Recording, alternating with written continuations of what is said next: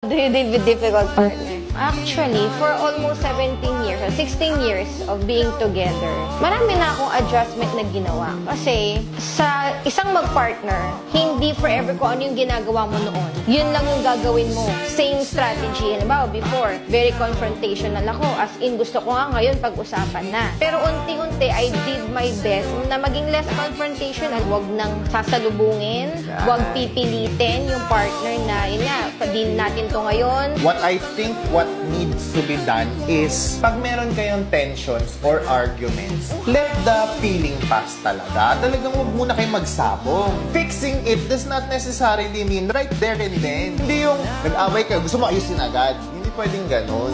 You have to adjust with each other pagdating dun sa pag-tension, sa arguments na there are times na baka wala lang kayo sa mood. Minsan, gusto ko lang pala kumain, ganyan. So, gusto ko lang pala ng something, ganyan. Oh.